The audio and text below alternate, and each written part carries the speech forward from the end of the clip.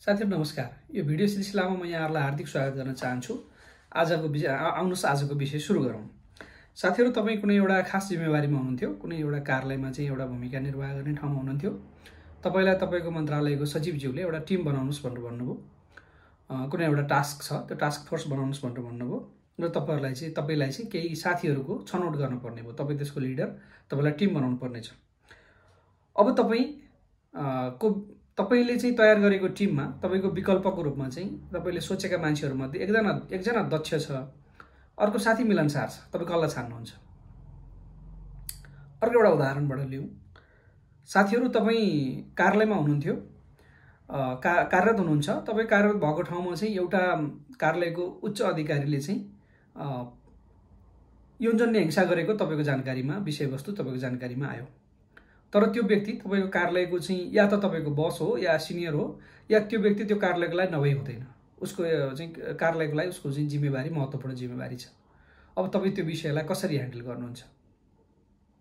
साथीहरु, तपाईहरु आफ्नै घर परिवार भित्रै केन्द्रित रहेर कुरा गरौँ। तपाईहरु आफ्नो सन्तानलाई चाहिँ सफल हुन चाहिँ शुभकामना दिनुहुन्छ कि असल हुन शुभकामना दिनुहुन्छ? तपाई कुनै जिल्लामा प्रमुख जिल्ला अधिकारी हुनुहुन्थ्यो। त्यो जिल्लामा चाहिँ सरकारले खाद्यान्न अभाव हुने जिल्ला हो त्यो। सरकारले खाद्यान्न पठायो। लामो समयपछि जिल्लामा खाद्यान्न आएको कारणले गर्दाखेरि स्थानीयवासीहरुमा उत्साह पनि थियो। सँगसँगै त्यहाँ चाहिँ खाद्यान्न अपुग कम आएको छ भन्ने चाहिँ सूचना पनि फैलियो र खोसाखोस भयो। अब तपाईले त्यहाँ बल प्रयोग गर्नुपर्ने स्थिति हो। तपाईले चाहिँ लाठीचार्ज गर्नुपर्ने हो। उस्तै परे चाहिँ त्योभन्दा थप बल प्रयोग गर्नुपर्ने स्थिति भयो। खाद्यान्न खोज्न आएको मान्छेलाई तपाईँ बल प्रयोग गर्नुहुन्छ कि गर्नुहुन्न? तपाई कुनै कानुन कार्यान्वयन गर्ने चाहिँ निकायमा हुनुहुन्थ्यो। तपाईको चाहिँ नजरमा यस्तो एउटा केस आयो। एउटा व्यक्तिले चोरी गरेको छ, तर त्यो चोरी उसले चाहिँ आफ्नो आमाको लागि चाहिँ औषधि चोरेको छ, या उसले चाहिँ आफ्नो भोको पेट भएका भाइ बहिनीको पेट भर्नको लागि चाहिँ खानेकुरा चोरेको छ। तपाई त्यो व्यक्तिलाई चाहिँ कानुनी कारबाही गर्नुहुन्छ कि गर्नुहुन्न? आउनु साथीहरु, यस्तै विषयमा चर्चा गरौँ। यो सिलसिला हाम्रो नैतिकतासँग जोडिएको हाम्रो पाठ्यक्रमसँग चाहिँ सम्बन्धित यो विषयमा चर्चा गरौँ। साथीहरुलाई मैले धेरैचोटि मेरो लिमिटेसन बताएको छु। यसमा पनि म सुरुमै भन्छु, नैतिकता पनि मैले आफ्नो एकाडेमिक चाहिँ स्टडी गरेको विषय होइन। मैले चाहिँ विशुद्ध, अझ त्यस बाहेक पनि मेरो आफ्नो चाहिँ अरू स्व अध्ययनबाट पनि मैले यसमा धेरै कुरा सिक्ने अवसर पाएको थिइनँ। विशुद्ध लक्ष्य आएको पाठ्यक्रममा केन्द्रित रहेर तयारी गर्ने क्रममा मैले चाहिँ तयार गरेका केही विषयवस्तुहरू म यहाँहरुको अगाडि राख्दछु। विषय तिनै हुन्। अहिलेको केसमा तपाई के गर्नुहुन्थ्यो? तपाईले चाहिँ कुनै कार्यालयमा कर्मचारी हुनुहुन्थ्यो। तपाईको सिनियरले या कार्यालयलाई नहुने चाहिँ अर्को कोही साथीले यौन हिंसा गरेको कुरा थाहा पाउनुभयो।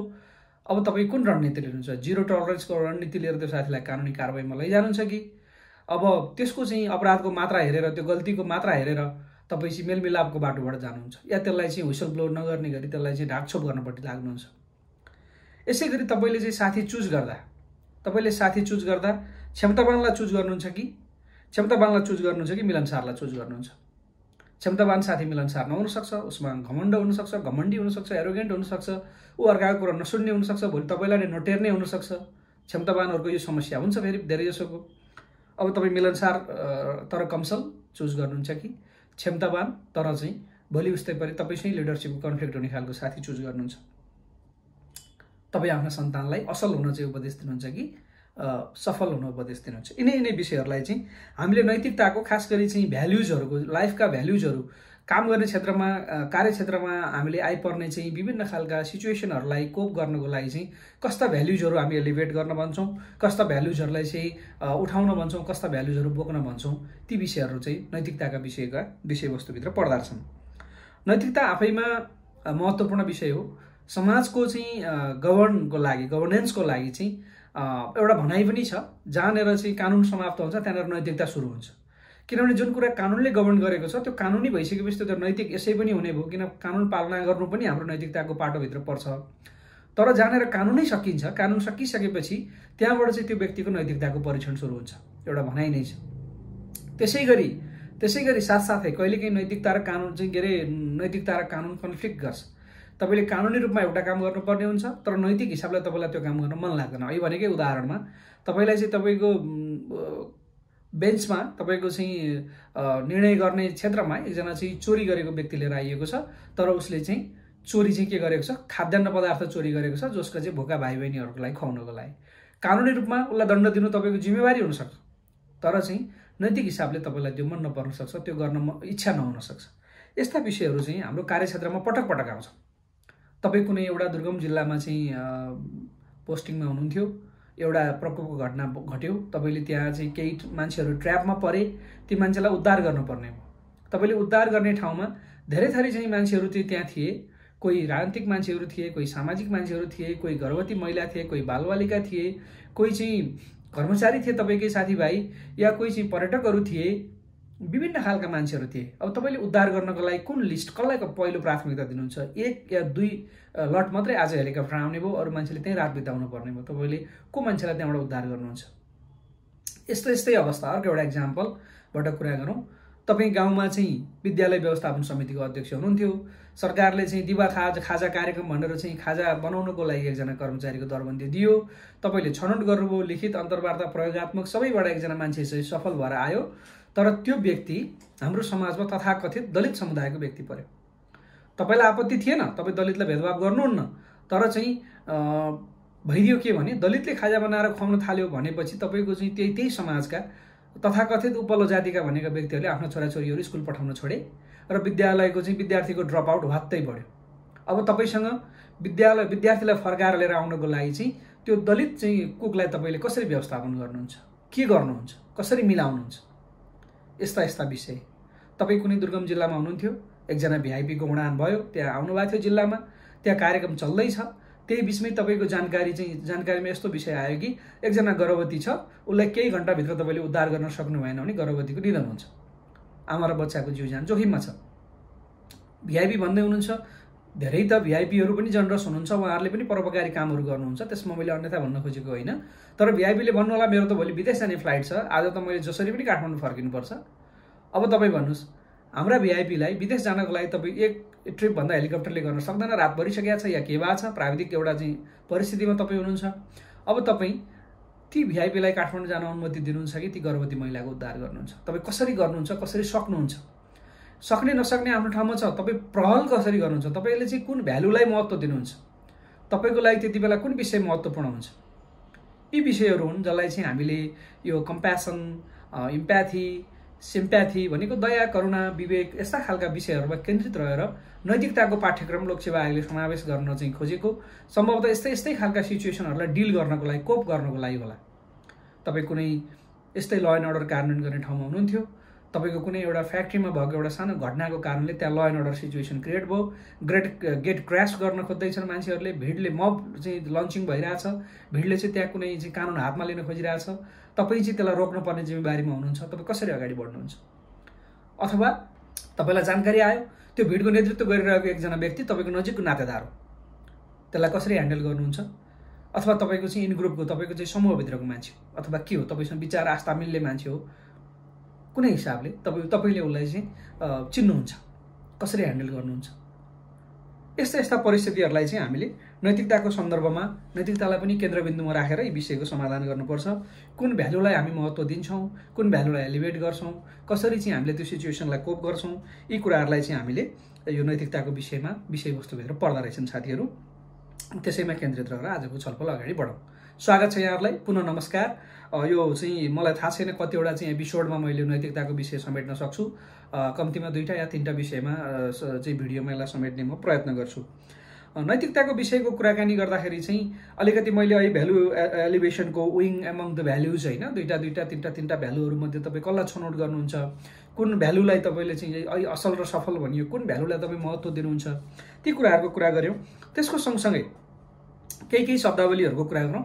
खास गरी यति धेरै चाहिँ अरू हाम्रो प्रशासनिक काम कारबाहीको विषयमा यी शब्दहरू त्यति अभ्यासमा छैनन्, त्यसले गर्दा साथीहरूलाई नौलो लाग्ला भनेर मैले अलिकति शब्दार्थ मैले टिपेका 10-12वटा शब्द छन्, म यहाँहरूलाई चाहिँ सुनाउँछु। सम्भवतः अलिकति चाहिँ यो आध्यात्मिक बाटोमा लाग्नु भएका साथीहरूले, आध्यात्मिक चिन्तन भएका या दर्शनशास्त्र पढेका साथीहरूको लागि चाहिँ यो विषय एकदम सामान्य एबिसिडी हुनसक्छ, तर मेरो लागि चाहिँ महत्त्वपूर्ण नै थियो। त्यसले गर्दा मैले यहाँहरूसँग चाहिँ यो सेयर गर्न खोजिरहेको छु। मलाई आशा छ यहाँहरूलाई केही न केही उपलब्धि हुनेछ। प्रोबिटीको कुरा गर्छौँ हामी। यो चाहिँ नैतिकताको कुरा गर्दाखेरि सत्यनिष्ठा, यसको चाहिँ मिनिङ प्रोबिटी, निष्ठा होइन, चाहिँ सत्यको साथ दिने कुरा। प्रोबिटी चाहिँ आफैमा महत्त्वपूर्ण विषय छ। तपाईँ हाम्रो चाहिँ बानी व्यवहारमा हामीले कति चाहिँ तपाईँको यो विषयलाई प्रचलनमा ल्याउन सक्छौँ। अर्को हेडोनिजम चाहिँ पटक पटक आउँछ। अर्को एउटा हेडोनिजमको सन्दर्भमा मैले अर्को एउटा यही भिडियोमा या अर्को एउटा भिडियोमा अलि डिटेलमा कुरा गर्छु। यो चाहिँ तपाईँको आनन्द नै जीवनको चाहिँ सत्य हो भन्ने खालको। अब चाहिँ अलिकति आनन्द होइन चाहिँ के अरे एब्सेन्स अफ पेन र प्लेजरको चाहिँ विद्यमानता, सुखको विद्यमानता र दुःखको चाहिँ त्यहाँ दुःख नभएको अवस्था, दुःख नपरेको अवस्था होइन। एब्सेन्स अफ चाहिँ pain and presence of pleasure, hedonism. Empathy हाम्रो करिकुलममै पनि छ, समानुभूति होइन, सम अनुभूति, अर्कोले कस्तो अनुभव गरेको छ, कस्तो अनुभूति गरेको छ त्यस्तै अनुभूति आफूले पनि गर्ने खालको चाहिँ। त्यसपछि यसैलाई अझ चाहिँ के अरे putting your self and others होइन के अरे सुज पनि भन्छ। आफू चाहिँ त्यो ठाउँमा उभिएर हेर्ने। तपाईँ कुनै कार्यालयमा हुनुहुन्छ, कार्यालय प्रमुख हुनुहुन्छ, तपाईँको अगाडि एकजना सेवाग्राही आएको छ, उसका केही खालका कठिनाइहरू छन्, ऊ तपाईँसँग चाहिँ न्यायको लागि, सहयोगको लागि याचना गरिरहेको छ। तपाईँले आफूलाई त्यो ठाउँमा उभ्याएर हेर्ने। म त्यो ठाउँमा भए के गर्थेँ, म त्यो ठाउँमा भए कसरी चाहिँ यो विषयलाई डिल गर्थेँ र मैले के अपेक्षा गर्थेँ। कहिलेकाहीँ हामी बढी अपेक्षा राखिदिन्छौँ, आफूले भए पनि दिन नसक्ने, तपाईँ आफैले भए पनि माग्न नसक्ने अपेक्षा राखिदिन्छौँ। त्यो पाटो फरक भयो। यसमा चाहिँ तपाईँले चाहिँ गर्न सक्ने, तपाईँ त्यो ठाउँमा भएको भए तपाईँले अपेक्षा गर्ने विषयहरू, कम्प्यासन, दया करुणाको कुराहरू। अलिकति चाहिँ इथिक्सका डिसिजन मेकिङहरू गर्दाखेरि चाहिँ पार्सिमोनियस होइन, पार्सिमोनियस डिसिजन मेकिङ भन्ने शब्द पटक पटक आउँदो रहेछ। यसलाई चाहिँ अब नेगेटिभली हेर्दा अलिकति कन्जुस, अलिकति लोभी प्रकृतिको अथवा ठिक्क प्रकृतिको, अथवा अलिक पोजिटिभली हेर्दा मितव्ययी, अलिक उचित समय सान्दर्भिक होइन। पार्सिमोनियस डिसिजन तपाईँले चाहिँ समयोचित होइन, त्यति बेलाको चाहिँ परिस्थिति अनुकूलको चाहिँ डिसिजन, व्यावहारिक डिसिजन गर्ने कुराहरू चाहिँ आउँदो रहेछ। अब बिलिफको कुराहरू, धर्म, विश्वास होइन, आस्था लगायतको कुराहरू। बिलिफ तपाईँको चाहिँ आस्थाको कुरा, विश्वासको कुराहरू। कग्निसन, बोध, ज्ञानका कुराहरू होइन, तपाईँको चाहिँ कग्निसनले, तपाईँको बोधले के भन्छ भन्ने कुराहरू, तपाईँको अन्तरात्माले के भन्छ भन्ने कुराहरू। अकुमेन, तपाईँले चाहिँ अकुमेन कुन खालको चाहिँ तपाईँको दृष्टिकोण राखेर, दृष्टिकोण, सूक्ष्म दृष्टि होइन, तपाईँले चाहिँ कुन खालको चाहिँ एउटा दृष्टिकोण राखेर काम गर्नुहुन्छ, तपाईँको अकुमेन, तपाईँको एडमिनिस्ट्रेटिभ अकुमेन, तपाईँको ब्युरोक्रेटिक अकुमेन होइन, तपाईँको लिडरसिप अकुमेन, यो खालको चाहिँ विषयहरू। एप्टिच्युड, योग्यता, क्षमताको कुराहरू बुझिहाल्नु भएको छ। त्यसपछि इन्कम पासेस गर्ने कुराहरू होइन, विषयवस्तुलाई जोड्ने कुराहरू, भ्याल्युजलाई लिएर गएर यतापट्टि चाहिँ जोड्ने कुराहरू। एटिच्युड र बिहेभियरको बिचको चाहिँ तपाईँको जोडानका कुराहरू, इन्कम पास गर्ने कुराहरू। त्यसपछि कन्साइन, विवेकको कुरा, बोधको कुरा है। त्यसपछि तपाईँ कसरी इन्डक्ट्रिनेटेड गर्नुहुन्छ आफ्नो चाहिँ ओपिनियन, कुनै ओपिनियन बनाउँदै गर्दा होइन, तपाईँ चाहिँ कसरी त्यो विषयमा चाहिँ अरूलाई कसरी चाहिँ तपाईँ त्यो विषयमा कन्भिन्स गर्नुहुन्छ, कसरी इन्डक्ट्रिनेट गर्नुहुन्छ, तपाईँ त्यसलाई कसरी उनीहरूलाई तयार गर्नुहुन्छ, तपाईँ आफ्नो चाहिँ ओपिनियन कसरी तयार गर्नुहुन्छ, आफ्नो ओपिनियनमा अरूलाई कन्भिन्स कसरी गर्नुहुन्छ भन्ने कुराहरू। इन्कल्केटिङको कुराहरू भनेको चाहिँ अलिकति आस्था जगाउने कुराहरू होइन, विश्वास सिर्जना गर्ने कुराहरू। खास गरी चाहिँ बच्चाहरूलाई हुर्काउँदै गर्दाखेरि चाहिँ आफूले चाहिँ भ्यालुज दिने कुराहरू, उनीहरूलाई जीवनमा के भ्यालु महत्त्वपूर्ण हो, के भ्यालु महत्त्वपूर्ण होइन, जीवन कसरी चाहिँ अगाडि लानुपर्छ भन्ने कुराहरूको बारेमा, आफ्ना एल्डरहरूलाई कसरी रेस्पेक्ट गर्छौँ हामी, आफ्नो चाहिँ के अरे जुनियरहरूलाई कसरी चाहिँ लभ एक्सटेन्ड गर्छौँ। त्यसपछि चाहिँ गएर समाजमा एउटा सामाजिक प्राणी भइसकेपछि हामी के जिम्मेवारी कसरी निर्वाह गर्छौँ। त्यसपछि हाम्रो चाहिँ सोसाइटल अरू रेस्पोन्सिबिलिटीहरू के हुन्छ, अलि एक्सटेन्डेड फ्यामिलीभित्र चाहिँ हाम्रो रोल एन्ड रेस्पोन्सिबिलिटी के हुन्छ, हामी चाहिँ दोहोरो चरित्र देखाउँछौँ कि देखाउँदैनौँ होइन। एउटा अहिले त निकै चलन छ नि, सामाजिक सञ्जालमा यस्तो गरेको उस्तो गरेको भनेर देखाउने, व्यवहारमा के छ होइन, त्यो खालको चाहिँ अलिकति छ कि छैन। हामीले चाहिँ कुन भ्यालु सिस्टमबाट चाहिँ हामी अगाडि बढेका छौँ। मेरो आफ्नो भ्यालु सिस्टम र मैले चाहिँ ओन गरेको, मैले वेब गरेको भ्यालु सिस्टम, मैले एलिभेट गरेको भ्यालु सिस्टम र मेरो चाहिँ त्यो व्यवहारमा चाहिँ त्यो एकरूपता छ कि छैन, सामञ्जस्यता छ कि छैन। भनाइ पनि छ, बच्चाहरूले भनेको भन्दा गरेकोबाट धेरै सिक्छन् होइन। So how you inculcate your children. अब लिडरसिपको सन्दर्भमा कुरा गऱ्यो भने, अर्गनाइजेसनको सन्दर्भमा कुरा गऱ्यो भने broadly how you inculcate your juniors होइन। तपाईँ आफ्नो चाहिँ टिम मेकिङ कसरी गर्नुहुन्छ होइन, तपाईँ आफ्नो चाहिँ टिम फर्मेसन, टिमका साथीहरूसँग तपाईँ कस्तो बन्ड बनाउनुहुन्छ, कस्तो रिलेसनसिप राख्नुहुन्छ, उनीहरूलाई कुन लेभलको ट्रस्ट बिल्डअप गर्नुहुन्छ, कसरी उनीहरूलाई चाहिँ आफ्नो डिसिजन मेकिङमा उनीहरूलाई चाहिँ इन्करेज गर्नुहुन्छ, कसरी अगाडि सार्नुहुन्छ, कति तपाईँ चाहिँ कति हस्तक्षेपकारी हुनुहुन्छ, कतिको हाबी हुनुहुन्छ, दिस थिङ्स होइन त। अनि अलिकति चाहिँ सोशलाइजेसनको कुराहरू, सोशलाइजेसनको पाटोको कुरा गर्दाखेरि चाहिँ सोशलाइजेसन कसरी आउँछ, कहाँबाट आउँछ, कसरी आउँछ हैन, हामी चाहिँ हाम्रो सोशलाइजेसनका चाहिँ स्रोतहरू के हुन् भन्ने कुराहरू। जस्तो चाहिँ अब एक किसिमले भन्दा सोशलाइजेसनको मेन कुरो त फ्यामिली नै भयो। अब सबैभन्दा महत्त्वपूर्ण त आमा नै हुन्छ होला अझ, आमा, त्यसपछि समाज, त्यसपछि गएर विद्यालय, त्यसपछि गएर चाहिँ अरू साथी सर्कल हैन त, त्यसपछि गएर आफ्नो प्रोफेसनभित्रका एथिक्सहरू, त्यसपछि चाहिँ राज्यले बनाएको यो कानुन लगायतका चाहिँ संरचनाहरूले चाहिँ अलिकति सोशलाइजेसनलाई महत्त्वपूर्ण चाहिँ तपाईँको सेप दिन्छ होला। यसरी चाहिँ हामीहरूले इथिक्सका शब्दावलीहरूको कुराहरू मैले गरेँ। केही इथिक्सका क्रिटिकल चाहिँ तपाईँको अवस्थाहरू, विभिन्न चाहिँ इथिकल चाहिँ तपाईँको चोइस गर्नुपर्ने अवस्थाहरू, विभिन्न डिसिजन मेकिङमा आइपर्ने इथिक्स र ल कन्फ्लिक्ट गरेका विषयहरू हैन, इथिक्स र बिहेभियर कन्फ्लिक्ट गरेका विषयहरू, त्यसपछि तपाईँको इथिकल भ्यालुले चाहिँ सपोर्ट गर्ने र नगर्ने परिस्थितिहरू, त्यसै गरी नैतिकता, नैतिक सवाल र चाहिँ गएर अर्थशास्त्र। एउटा बाटोबाट जाँदा तपाईँले गरेको निर्णय नैतिक हुन्छ, अर्कोतिर जाँदा आर्थिक व्यय बढी पर्छ। तपाईँ कसरी हेर्नुहुन्छ? नैतिक सवाल र अर्थशास्त्र।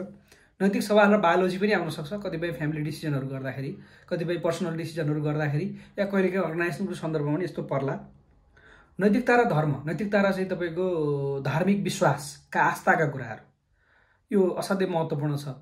आफ्नो आस्था महत्त्वपूर्ण छ, अर्काको आस्थामा चोट पर्न नदिनु महत्त्वपूर्ण छ, अर्को तेस्रो पक्षको चाहिँ आस्थामा पनि तपाईँको चाहिँ कमभन्दा कम हानि पुर्याउनु महत्त्वपूर्ण छ। नैतिकतासँग जोडेर आउने अर्को विषय भनेको वातावरण।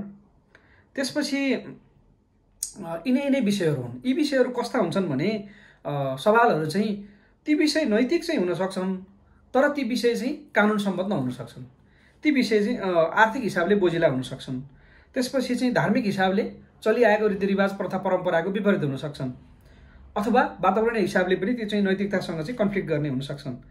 यसले गर्दाखेरि चाहिँ यसरी नैतिकताका प्रश्नहरू जोडिएर आयो भने, खास गरी चाहिँ अब शाखा अधिकृत र उपसचिव साथीहरूलाई आयो भने अलिकति डिफाइन गर्ने लेभलबाट पनि, र त्यसपछि सिचुएसनमा चाहिँ कसरी डिल गर्ने भन्ने कुराहरू आउला। जोइन्ट सेक्रेटरी लेभलमा सोद्धाखेरि त एउटा केस नै दिएर त्यो केसमा चाहिँ यसलाई कसरी तपाईँले ह्यान्डल गर्नुहुन्छ भनेर पनि सोध्न सक्ला। केही वर्ष अगाडिको प्रश्नमा एउटा हुम्लामा तपाईँ स्थानीय विकास अधिकारी हुनुभयो भन्ने एउटा सन्दर्भ दिएर एउटा क्वेसन गरेको पनि थियो। त्यसरी चाहिँ क्वेसनहरू आउन सक्ने मैले सम्भावना देखेको छु। मूलतः केस स्टडी आउने सम्भावना भनेको यिनै विषयहरू हुन्। खास गरी अब चाइल्ड लेबरसँग जोडेर हैन, यो पनि नैतिकताको चाहिँ विषय छ। भनौँ न एउटा चाहिँ बच्चाहरू चाहिँ चाइल्ड लेबर गरिरहेछ, चाइल्ड लेबर गर्न दिएन भने उनीहरू भोकै पर्छन्, उनीहरूलाई अर्फनेजमा लगेर हाल्नुपर्ने हुन्छ। तपाईँ अलाउ गर्नु चाहिँ गर्नुहुन्न। तपाईँ कुनै जिल्लाको सिडिओ हुनुहुन्थ्यो, यो केस हामीलाई परेको थियो। मैले चाहिँ एउटा यहाँलाई सेयरै गर्छु। हामी भरतपुर महानगरपालिकामा चाहिँ बालमैत्री नगरपालिका बनाउने भन्ने अभियानमा लागेका थियौँ। तत्कालीन प्रमुख जिल्ला अधिकारी र हामी मिटिङ बस्यौँ। त्यो अभियानमा बालमैत्री नगरपालिका घोषणा गर्नको लागि कसैको घरमा पनि यो चाहिँ काम गर्ने खालको चाहिँ बच्चाहरू काम गर्नलाई राखेको, तर स्कुल पनि पढाइदिने गरी राखेको, यो चाहिँ कान्छा कान्छी राखेको खालको चाहिँ बच्चाहरू हुन नहुने खालको चाहिँ त्यसको सूचक छ। त्यसपछि हामी खोज्दै गयौँ, करिब हामीले 12-15 जना बच्चाहरू कुनै एउटा वार्डमा यसरी बसेको हामीले भेट्यौँ। त्यो मध्ये केही त सरल हिसाबले चाहिँ उद्धार गर्न सक्ने थियो, केही आई थिङ्क मलाई 10-11 जना बच्चाहरूको चाहिँ स्थिति के भयो भने त्यो फ्यामिलीले त्यो बच्चालाई चाहिँ आफ्नो बच्चा सरह चाहिँ माया ममता दिएर पालेको छ। अलिअलि घर त आफ्नो घरको काम त आफ्नो बच्चाले नै गरेकै हुन्छ, तपाईँ हामीले पनि घाँस काटेरै हुर्केको हो भनिसकेपछि चाहिँ तर उनीहरूले लिगल्ली एडप्ट गरेको छैन, उनीहरूले धर्मपुत्र या धर्मपुत्री चाहिँ बनाएको छैन, तर आफ्नो बच्चाभन्दा कुनै हिसाबले पनि कन्सल्ट गरेको छैन, न खानेकुरामा, न लाउने कुरामा, न बस्ने कोठामा। अब आपत पर्यो हामीलाई। त्यसले गर्दा मलाई चाहिँ इथिक्सको पेपरमा डिल गर्दाखेरि तपाईँले दुईटै एप्रोच लिन सक्नुहुन्छ, दुईटै एप्रोच लिन सक्नुहुन्छ। तपाईँ अलिकति रूढिवादी भएर पनि जान सक्नुहोला, तपाईँ अलिकति सुधारवादी भएर पनि जान सक्नुहोला, थोरै चाहिँ परिवर्तनकारी पनि भएर जान सक्नुहोला। तर इथिक्सको पेपरमा चाहिँ हामी रूढिवादी एङ्गलबाट जानु हुँदैन जस्तो लाग्छ साथीहरू। यसमा चाहिँ हामी अलिकति सुधारकै बाटो चाहिँ हामीले अवलम्बन गर्नुपर्छ। किनभने हामीले चाहिँ पनि सकारात्मक चाहिँ तपाईँको सन्देश उत्तर कपी मार्फत दिन सकेनौँ भने त्यसले तपाईँको अलिकति रिजिडिटी, तपाईँको चाहिँ एउटा तपाईँको थोरै चाहिँ तपाईँ परिवर्तन विरोधी खालको चाहिँ छवि बन्न सक्छ। तपाईँले चाहिँ जस्टिफाई अरू धेरै कुरामा विभिन्न एङ्गलबाट जस्टिफाई गरे पनि नैतिकताको चाहिँ विषयमा चाहिँ साथीहरूले परिवर्तनलाई, सकारात्मक परिवर्तनलाई केन्द्रबिन्दुमा राखेर एन्सर गर्नुहोला, पोजिटिभ चेन्जलाई चाहिँ केन्द्रबिन्दुमा राखेर एन्सर गर्नुहोला, र यो चेन्जलाई चाहिँ विभिन्न लेयरमा हेर्नुहोला। तपाईँ पर्सनल्ली त्यसलाई कतिको ओन गर्न सकिरहनु भएको छ त होइन, तपाईँले यसलाई कतिको इन्टरनलाइज गर्न सकिरहनु भएको छ, त्यो पाटोबाट पनि एनालाइसिस गरिदिनु होला।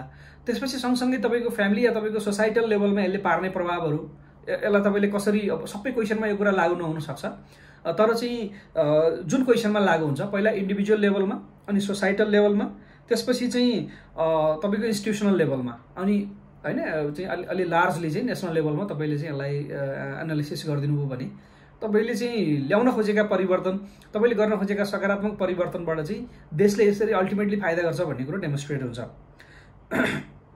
त्यो कारणले गर्दा साथीहरूले इथिक्सको पेपरहरूलाई ह्यान्डल गर्दाखेरि चाहिँ मेरो विनम्र अनुरोध छ, तपाईहरूले चाहिँ यसलाई अलिक पोजिटिभ एङ्गलबाट नै लेख्नु होला र चेन्जलाई नै यसको गर्नु होला। अब अलिकति इथिक्सका चाहिँ उहरू गरौँ, के अरे यसका चाहिँ सैद्धान्तिक कुराहरू गरौँ। इथिक्सको पाटोमा कुरा गर्दाखेरि चाहिँ म साथीहरूलाई एउटा चित्र केन्द्रबिन्दुमा राखेर कुरा गर्न चाहन्छु। मूल कुरो चाहिँ के रहेछ भने साथीहरू, यी सबै कुराहरू चाहिँ हाम्रो मैले इथिक्सको पेपर पढ्दाखेरि मैले निकालेको निष्कर्ष भनेको के रहेछ भने मेन कुरा चाहिँ बिहेभियर रहेछ। सबैभन्दा मेन कुरा चाहिँ बिहेभियर रहेछ। त्यो बिहेभियरलाई चाहिँ कस्तो हुन्छ या कस्तो हुनुपर्छ भनेर त्यसलाई कसरी सेप गर्ने भन्ने कुरा चाहिँ महत्त्वपूर्ण रहेछ। एजुकेसनको पाटोबाट छ भने तपाईँले त्यसलाई बिहेभियरलाई कसरी सेप गर्ने भनेर हामी जाँदा रहेछौँ, त्यो बिहेभियरलाई कसरी पोजिटिभ एङ्गलमा लाने भनेर जाँदा रहेछौँ। त्यसपछि होइन, अब अलरेडी चाहिँ तपाईँको चाहिँ सर्भिसमा छ अथवा चाहिँ अलरेडी कोही मान्छेको एउटा पर्सनालिटी डेभलप भइसकेको छ भने उसको बिहेभियर कस्तो हुन्छ भनेर चाहिँ त्यसलाई विभिन्न सूचकहरूबाट चाहिँ त्यसलाई चाहिँ लिएर गएर भेरिफाई गर्ने कोसिस गरिँदो रहेछ र यो मान्छेको बिहेभियर यस्तो हुनसक्छ भनेर अनुमान गरिँदो रहेछ। ती चिजहरूले एटिच्युड लगायतका कुराहरूले चाहिँ त्यसलाई चाहिँ हेल्प गर्दो रहेछन् र त्यो कारणले गर्दा एटिच्युड र बिहेभियरको एकदम क्लोज कोरिलेसन हुँदो रहेछ। म एटिच्युड र बिहेभियरको रिलेसनको पाटो चाहिँ कसरी चाहिँ एटिच्युड बन्छ, कसरी बिहेभियर बन्छ, एटिच्युडले बिहेभियरलाई कसरी प्रभावित गर्छ भन्ने कुरा यही इथिक्सको भिडियो सिलसिलामा कुनै भिडियोमा बताउँछु। मैले भने बिहेभियर चाहिँ यसको सेन्टर, किनकि बिहेभियर राम्रो भइदिने बित्तिकै त हामीलाई धेरै कुरा गरिरहनै पर्थेन। अल्टरनेटली मानव समुदायको के छ भने हामी एकअर्कालाई हेरेर एकअर्कालाई छोएर हैन त उसको मनमा के चलिरहेछ त हामी बुझ्न सक्दैनौँ।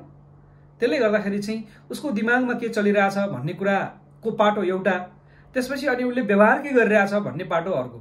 त्यो व्यवहार र चाहिँ उसको दिमागमा चलिरहेको बिचको चाहिँ कुराको जुन लिङ्केज पत्ता लगाउने कुरा छ, यसमा चाहिँ यो अब दर्शनशास्त्र, मानवशास्त्र, त्यसपछि साइकोलोजी लगायतका चाहिँ तमाम विषयहरूले, मनोविज्ञानका तमाम विषयहरूले चाहिँ यसको अध्ययन गरिरहेछन्। यो त अब संसारमा असाध्यै धेरै रिसर्च भएको क्षेत्रमध्ये पर्छ।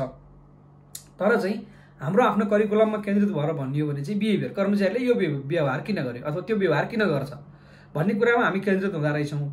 र यो सबै कुरा चाहिँ मैले साथीहरूलाई एउटा चाहिँ पिक्चर, एउटा फोटो पनि त्यहाँ देखाइरहेको छु बेला बेलामा। त्यो पिक्चरमा म यहाँहरूलाई केन्द्रित गर्न चाहन्छु। यो सबै कुरामा चाहिँ के रहेछ साथीहरू भने बिहेभियर त मैले भनिहालेँ, बिहेभियरलाई धेरै कुराले चाहिँ प्रभाव पार्छ होइन। जस्तो चाहिँ हाम्रो नर्म्सहरूले प्रभाव पार्ला, त्यसपछि चाहिँ व्यक्तिको बिलिफले प्रभाव पार्ला, एटिच्युडले प्रभाव पार्ला। एटिच्युडको त मैले कुरा गरि नै हालेँ। तर चाहिँ यी सबै कुराकोलाई केन्द्रबिन्दुमा राखेर आउने त अन्तिम रिजल्ट त बिहेभियर हो। तर यी सबै कुरालाई डिटरमाइनिङ गरेर स्टडीको केन्द्रमा हुनुपर्ने विषय भनेको चाहिँ भ्याल्युज हुँदो रहेछ। भ्याल्युज चाहिँ यो एभ्रिथिङ, नैतिकताको यो सबै विषयको चाहिँ केन्द्रीय तपाईँको विषय रहेछ। खास गरी चाहिँ इथिक्सको पाटोमा हामीले चाहिँ एटिच्युड, भ्याल्युज, मोरल एन्ड इथिक्स, यो चारवटा विषय चाहिँ एकदम अन्तर्सम्बन्धित हुँदो रहेछन्। यसको अनन्य पाटो हुँदो रहेछ। एटिच्युड के हो, कसो हो, कसरी बन्छ, त्यसपछि भ्याल्युजहरू के हुन् होइन, त्यसको चाहिँ के अर्थ हो, त्यसपछि मोरल्सहरू के हुन् र इथिक्स के हो, यो विषय चाहिँ असाध्यै महत्त्वपूर्ण हुँदो रहेछ। एटिच्युड, भ्याल्युज, मोरल एन्ड इथिक्स, यो चारवटा विषयवस्तुको समष्टि चाहिँ तल गएर चाहिँ मैले अहिले भने बिहेभियर चाहिँ अलि बढी एटिच्युडबाट चाहिँ त्यसको लिङ्केज हुने। तर यी चारवटा विषयवस्तु चाहिँ एकदम अन्तर्सम्बन्धित हुँदो रहेछन्।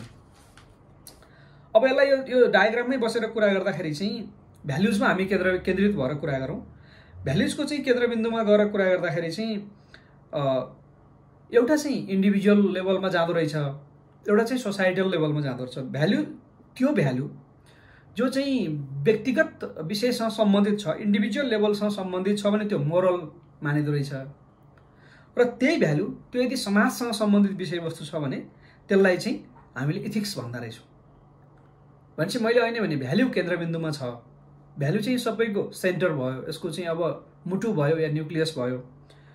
यदि यो इन्डिभिजुअल लेभलसँग रिलेटेड छ भने यो मोरल भयो, सोसाइटल विषयसँग रिलेटेड छ भने इथिक्स भयो। यसको चाहिँ तपाईँको यो फर्स्ट डेफिनेसन हो है। यसमा कति चाहिँ अपवाद छन्, कति अपवाद, तर यस्तो भयो भने, तर उस्तो भयो भने होइन, तर बेसिक कुरा चाहिँ। र त्यसले गर्दाखेरि चाहिँ यो जो मोरलको विषय छ, मोरलको विषयमा चाहिँ राइट एन्ड रङ क्यारेक्टर हुन सक्दो रहेछ। त्यो चाहिँ विषय, त्यो चाहिँ भ्यालु जोसँग चाहिँ इन्डिभिजुअलले त्यो भ्यालु जो चाहिँ इन्डिभिजुअलसँग रिलेटेड छ र त्यसमा राइट एन्ड रङको क्यारेक्टरिस्टिक्स छ भने द्याट इज कल्ड मोरल्स। त्यसपछि त्यसै गरी त्यो भ्यालु जो चाहिँ सोसाइटीसँग सम्बन्धित छ, जसमा राइट एन्ड रङको विषय हुन पनि सक्छ, नहुन पनि सक्छ, अलि ब्रोड पनि हुनसक्छ, द्याट इज कल्ड इथिक्स। त्यसले गर्दा यसरी चाहिँ तपाईँको चाहिँ सोसाइटल र चाहिँ इन्डिभिजुअल लेभलबाट चाहिँ मोरल्स र इथिक्स चाहिँ डिटरमाइन गर्दो रहेछ। त्यसपछि भ्याल्युज चाहिँ यदि अब्जेक्टिफाइड भयो भने, कुनै उद्देश्यसँग जोडियो भने, होइन, अहिले त भ्याल्यु इन्डिभिजुअल भयो भने मोरल्स हुने भयो, सोसाइटल भयो भने चाहिँ इथिक्स हुने भयो भनेर भन्यौँ। इफ द भ्यालु इज अब्जेक्टिफाइड, होइन, त्यो अब्जेक्टिफाइड भएको छ भने चाहिँ त्यो एटिट्युड बन्दो रहेछ। त्यो अब्जेक्टिफाइड भ्याल्युज चाहिँ एटिट्युड। सो सबै एटिट्युडहरू चाहिँ करिब करिब भ्याल्यु हुनसक्छ इफ द्याट इज अब्जेक्टिफाइड। त्यसरी हेर्दाखेरि चाहिँ अब्जेक्टिफाइड भ्याल्युलाई चाहिँ हामीले एटिट्युड भन्न सक्दो रहेछौँ। त्यो चाहिँ तपाईँको के अरे भ्याल्यु जसलाई चाहिँ त्यो व्यक्तिले अब्जेक्टिफाइड गरेर त्यसलाई ओन गरेको छ, त्यो चाहिँ त्यसरी अन्तर सम्बन्धित भएर आएको छ भने त्यसलाई चाहिँ हामीले एटिट्युड भन्दा रहेछौँ। त्यसले गर्दाखेरि चाहिँ कुनै व्यक्तिको सन्दर्भमा गएर कुरा गर्दा भ्यालु चाहिँ अलिक ब्रोड विषय हुनसक्ने र एटिट्युड चाहिँ अलि साँग्रो विषय, अलि स्पेसिफिक विषय हुन सक्दो रहेछ। र अघि नै भनियो एटिट्युड र बिहेभियरको रिलेसन हुन्छ भन्ने कुराले गर्दा, त्यसले गर्दाखेरि चाहिँ एटिट्युड र बिहेभियरको रिलेसन चाहिँ के रहेछ भने एटिट्युडको आधारमा हामी बिहेभियर प्रेडिक्ट गर्न सक्छौँ। Specific predictor of behaviour, attitude is called the specific predictor of behaviour. भनेपछि हामीले यदि एटिट्युड पत्ता लगाउन सक्यौँ भने, हामीले यदि एटिट्युडलाई चाहिँ पत्ता लगाउन सक्यौँ भने त्यो व्यक्तिको बिहेभियर कस्तो हुन्छ भन्ने कुरा पत्ता लाग्छ। उदाहरणको लागि चाहिँ कतै चाहिँ के अरे भनौँ न, जनावरहरूलाई चाहिँ माया गर्ने खालको मान्छेले, जनावरपट्टि दया देखाउने मान्छेले चाहिँ जनावरहरूको चाहिँ संरक्षणमा बनाएका च्यारिटेबल चाहिँ ट्रस्टहरूमा चाहिँ उसले डोनेसन गर्न सक्छ, होइन। त्यसै गरी चाहिँ हिंसा मन नपर्ने मान्छेले बन्दुक घरमा राख्दैन। यस्ता खालका चाहिँ उसको एटिट्युड के छ त्यसले चाहिँ बिहेभियरलाई प्रभाव पार्छ। भनेपछि यसरी चाहिँ तपाईँको एटिट्युड र बिहेभियरलाई हामी लिङ्क गर्न सक्दा रहेछौँ। त्यसले गर्दा एटिट्युडलाई चाहिँ हामीले specific predictor of the behaviour. अब एटिट्युड र बिहेभियरको अरू लिङ्केजको बारेमा मैले अघि नै भनेको छु, अर्को चाहिँ भिडियोमा अलि डिटेलमा कुरा गर्छौँ।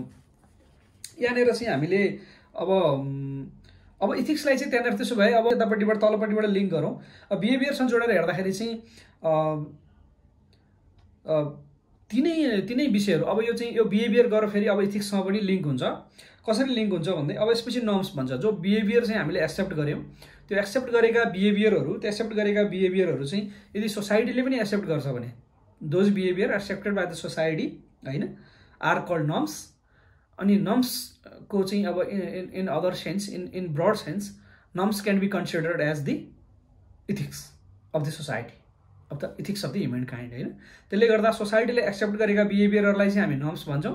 त्यो नर्म्स भनेको चाहिँ इथिक्सको एउटा एक्सटेन्डेड रूप हो। यसरी हेर्दाखेरि भ्यालु चाहिँ बिचमा छ। भ्यालुको एक साइडमा यदि इन्डिभिजुअल भएर गएको छ र राइट एन्ड रङको क्यारेक्टर छ भने त्यसलाई चाहिँ हामीले मोरल्स भन्यौँ।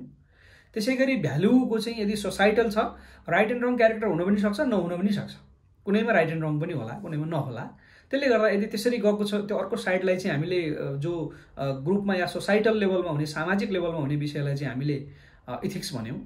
जब भ्यालु अब्जेक्टिफाइड हुँदै जान्छ, जब भ्यालु चाहिँ कुनै व्यक्तिसँग केन्द्रित हुँदै जान्छ, व्यक्तिसँग ज्यादा मिल्दै जान्छ, व्यक्तिले चाहिँ त्यसलाई चाहिँ अलिकति उद्देश्यमूलक हिसाबले ओन गरेको अवस्था बन्दै जान्छ, त्यो एटिट्युडको नजिक पुग्दै जान्छ, त्यो व्यक्तिको एटिट्युडसँग जोडिँदै जान्छ। त्यसपछि त्यो भ्यालु बिस्तारै एटिट्युड बन्छ। त्यसले गर्दा कुनै व्यक्तिमा केन्द्रित रहेर कुरा गर्दाखेरि त्यो व्यक्तिको या कहिलेकाहीँ सोसाइटीको पनि एटिट्युडको कुराहरू आउला, ग्रुपको एटिट्युडको कुराहरू आउँछ, अर्गनाइजेसनको एटिट्युडको कुराहरू आउला।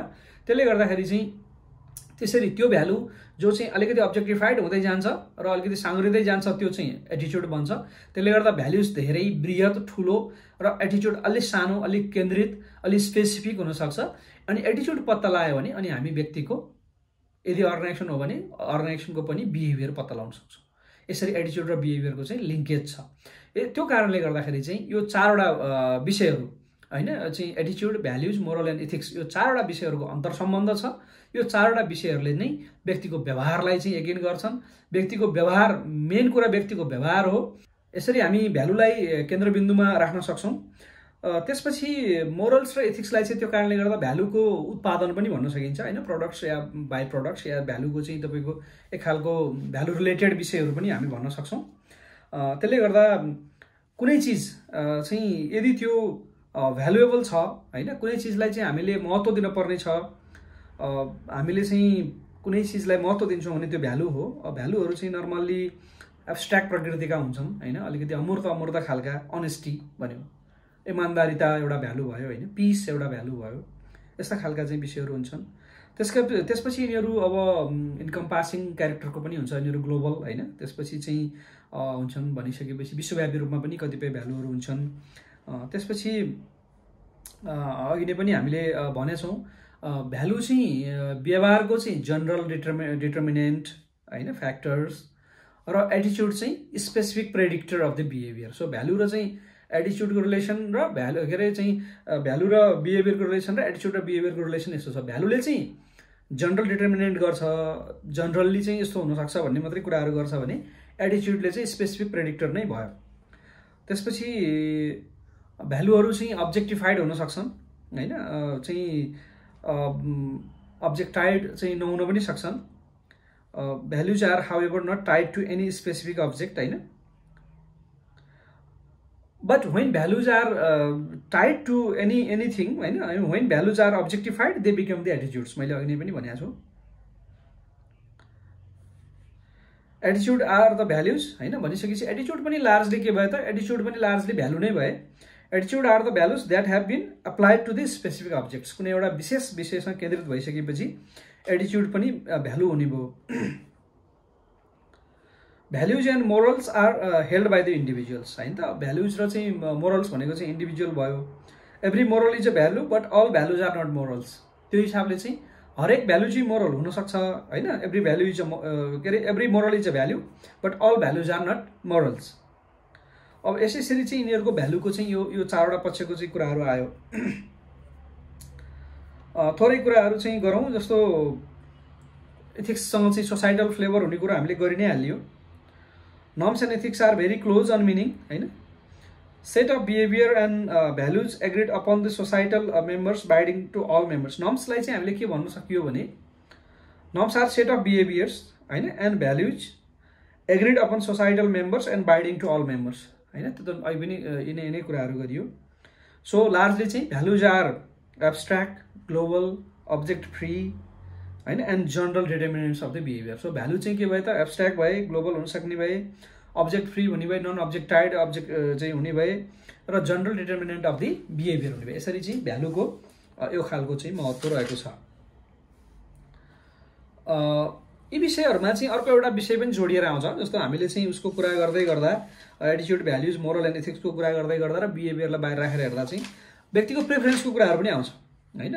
व्यक्तिको प्रेफरेन्स, व्यक्तिको लाइकिङ हैन। प्रेफरेन्स चाहिँ तपाईँको यसले चाहिँ अन्डरलाइन चाहिँ कन्स्ट्रक्टको काम गर्छ। लाइकले हैन चाहिँ त्यसपछि प्रेफरेन्समा लाइकिङ थपिएपछि चाहिँ यो व्यक्तिको चाहिँ अझ इन्ट्रेस्ट नै बन्छ हैन। सो यसरी पनि यी चिजहरू चाहिँ प्रभावित हुन्छ। त्यसपछि हामीले अघि नै भ्यालुजको चाहिँ राइट र रङ क्यारेक्टर हुने र नहुने कुराहरू गरेका थियौँ हैन। त्यसपछि राइट र रङ बट चाहिँ both of them have element of judgement. Judgement चाहिँ दुवैमा हुन्छ है, राइट एन्ड रङ भए पनि नभए पनि जजमेन्ट हुन्छ भन्ने कुराहरू चाहिँ मैले टिपेको रहेछु। त्यसपछि यसरी अब कहिलेकाहीँ चाहिँ भ्यालु र चाहिँ इथिकल कुराहरू चाहिँ कन्फ्लिक्ट गर्छ। अब जस्तो भ्यालु चाहिँ बिहेभियरसँग कन्फ्लिक्ट नमिल्दाखेरि कन्फ्लिक्ट नै हुने भयो हैन। भ्यालु व्यक्तिले एउटा भ्यालु बोकेको छ, बिहेभियर अर्को गरेको छ, ऊ आफैमा कन्फ्लिक्टभित्र छ भन्ने कुरो बुझ्नु पर्यो। एटिट्युडसँग बिहेभियर चाहिँ कन्फ्लिक्ट गर्यो भने चाहिँ डिसोनेन्सको कुराहरू हुने भयो। मोरलसँग बिहेभियर कन्फ्लिक्ट गर्यो भने गिल्ट हुने भयो हैन। कतितिर चाहिँ एउटा चाहिँ मोरल बोकेर हिँडेको छ, व्यवहार अर्कै गरेको छ भनेपछि। त्यसपछि इथिक्ससँग चाहिँ तपाईँको बिहेभियर कन्फ्लिक्ट गर्यो भने सोसल आइसोलेसन हुने भयो। मान्छेले त एउटा अव्यवहारिक छ हैन, अब कस्तो छ भन्छन् नि, अब अलिअलि चाहिँ समाजले बिस्तारै एक्लाउँदै जाने, व्यक्ति आफै एक्लिँदै जाने। इथिक्ससँग बिहेभियर कन्फ्लिक्ट हुँदा पनि राम्रो भएन, त्यसले सोसल आइसोलेसन गर्ने भयो। मोरलसँगै गऱ्यो त आफ्नै मूल्य मान्यतासँग गएर चाहिँ गलत व्यवहार, फरक व्यवहार गर्यो भने त अब गिल्ट नै हुने भयो। त्यसपछि एटिट्युड र चाहिँ बिहेभियरको कुरा मैले गरि नै हालेँ। भ्यालु र बिहेभियर कन्फ्लिक्ट चाहिँ त्यसले कन्फ्लिक्ट गर्छ। त्यसरी चाहिँ यी विषयहरू एकअर्कासँग चाहिँ जोडिएका छन्। यी विषयहरूलाई अब एटिट्युड कसरी बन्छ, व्यक्तिको प्रिफरेन्स कसरी बन्छ, लाइकिङ व्यक्तिको कसरी आउँछ, इन्ट्रेस्ट कसरी डेभलप हुन्छ, त्यसपछि यी चिजहरू कहाँबाट व्यक्तिले सिक्दै जान्छ ती चिजहरूलाई चाहिँ यसमा लार्जली सोशलाइजेसनको रोल हुन्छ।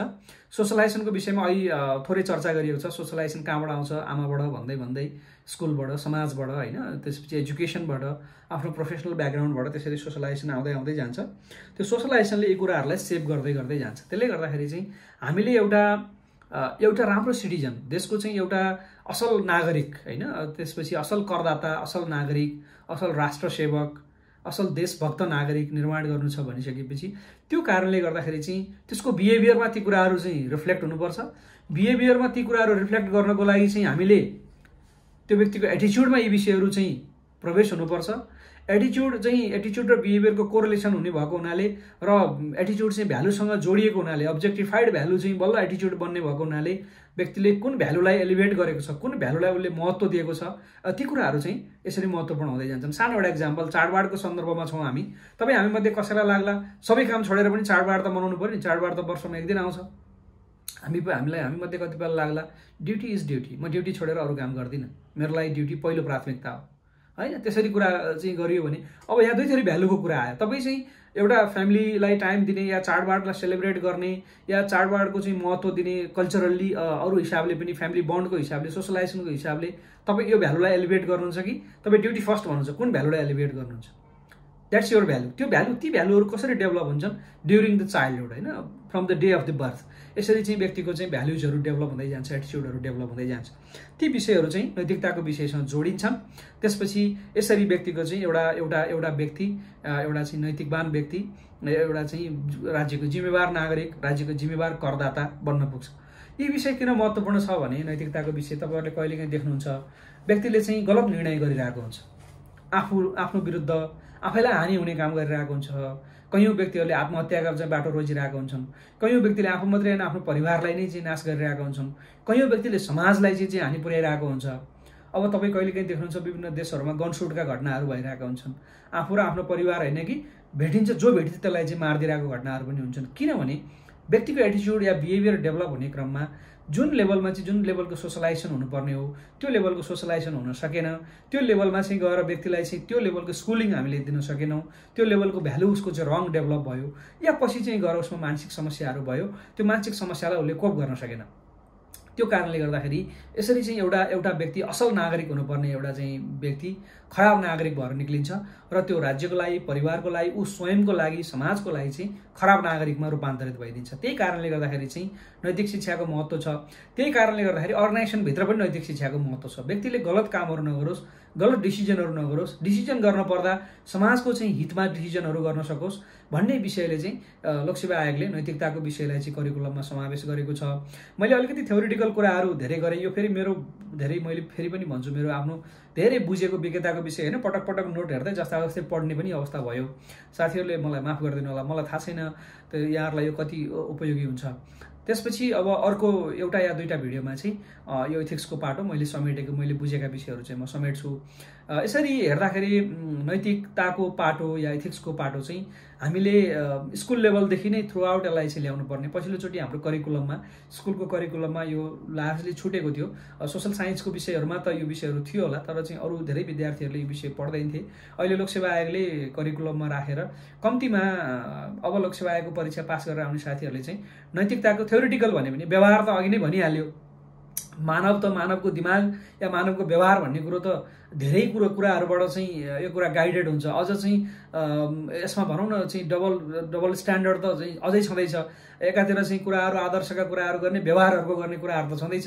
यही नै ठुलो च्यालेन्ज छ। लोकसेवा आयोगलाई सबैले उठाइरहेको अहिले प्रश्न नैतिकताको करिकुलम हालेपछि के नैतिकताको शिक्षा दिएर चाहिँ हामीले नैतिक मान्छेहरू तयार गर्न सकिन्छ भन्ने नै हो। तर के हो भने नैतिकता नै नबुझिकन गलत चाहिँ अनैतिक कामहरू गर्ने र नैतिकता जान्दै अनैतिक कामहरू गर्ने कुरामा चाहिँ नैतिकता बुझिसकेपछि अनैतिक काम गर्ने सम्भावना कम हुन्छ भन्ने हिसाबले चाहिँ सायद लोकसेवा आयोगले यो करिकुलममा समावेश गरेको छ। यसलाई मैले चाहिँ पर्सनल्ली सकारात्मक रूपमा लिएको छु। त्यसले गर्दाखेरि साथीहरू ठिक छ। अहिले चाहिँ यो पहिलो भिडियोमा यहाँहरूलाई मैले अलिकति सैद्धान्तिक कुराहरू गरेँ। अब अलिकति केही चाहिँ इथिक्सका केही थ्योरीहरू, मोरलका केही थ्योरीहरूको बारेमा चर्चा गरौँ। त्यो थ्योरीहरूले कसरी चाहिँ हाम्रो व्यवहारलाई प्रभावित गर्दा रहेछन् भन्ने कुराहरू गरौँ र एटिच्युड र बिहेभियरको अर्को एउटा विषयमा चाहिँ अलिकति छलफल गरेर यो इथिक्सको पाटो टुङ्ग्याउँला है साथीहरू।